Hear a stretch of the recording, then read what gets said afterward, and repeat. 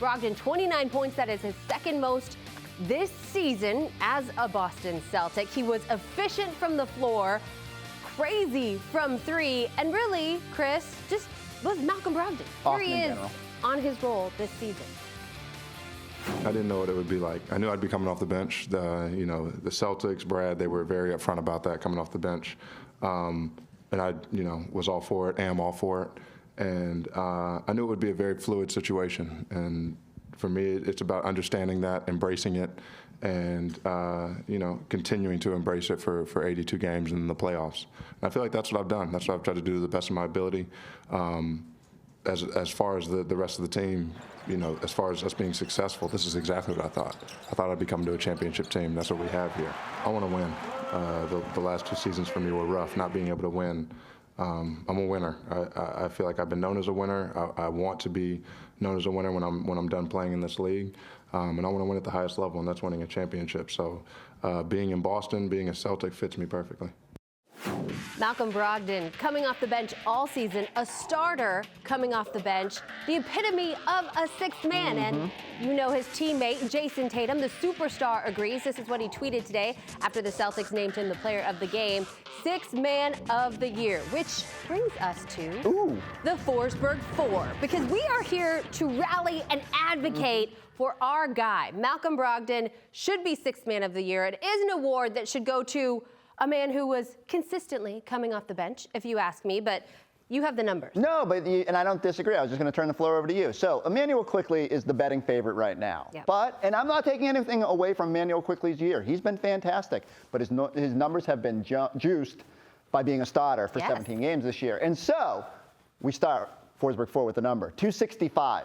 That's how many more points Malcolm Brogdon has scored off the bench this season than Immanuel Quickley, and he's done it in only 60 games.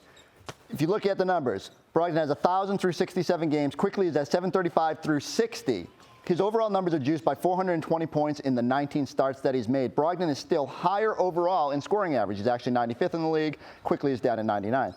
Brogdon is third overall in the NBA in total bench points, behind only Malik Monk and Benedict Mathurin. So, you said it, Abby. This is an award that is given to the sixth man of the year, and I understand guys have to start in some instances. But Malcolm Brogdon, more than anybody in the NBA, has embraced that role. He said he was going to do it, and he's lived up to it. The points aren't the only thing that's the difference. I mean, efficiency, making the most of those minutes when you're on the floor, and Malcolm has done that coming off the bench, more so than we've seen from Immanuel Quickley in that reserve role. For sure. That's my argument. Yeah, I'm just saying. And again, Immanuel Quickley is great. But this is all about why Malcolm Brogdon should win the award. He also has a really good nickname, IQ. Yeah. That's pretty good. I mean, look, you can't pick your initials, though. So, CF says and AC say you can't do that. So, number 2, plus 2.9.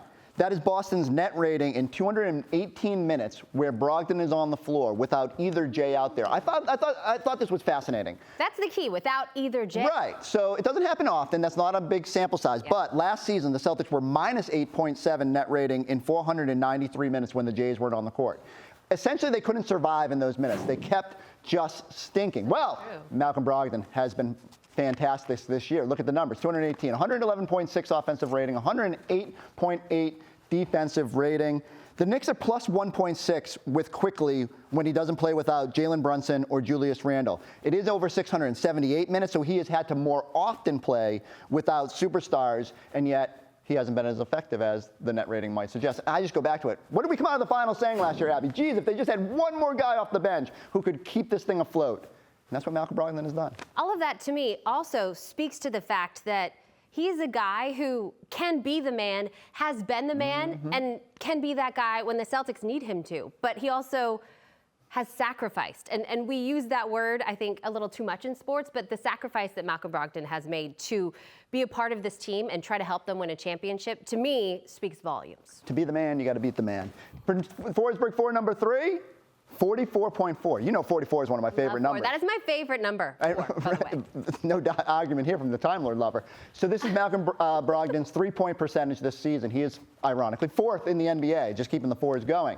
Al Horford, one of the 3 guys in front of him. Not only is this 5.7% above his career average, it is 13.2% higher than his average last season in Indy.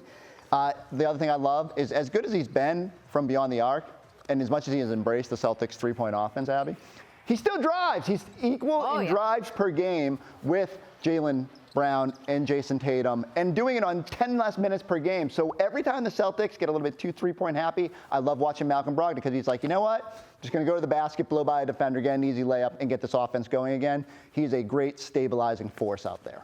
I will say a lot of those threes, pretty wide open. Good shots when you're playing alongside the Jays. But I don't want to take anything away. All right, let's keep the fours going. What's the fourth? The fourth. I did it wrong again. I should have had that as fourth. I never get this right, but I got a 4 in this one. Plus 7.4.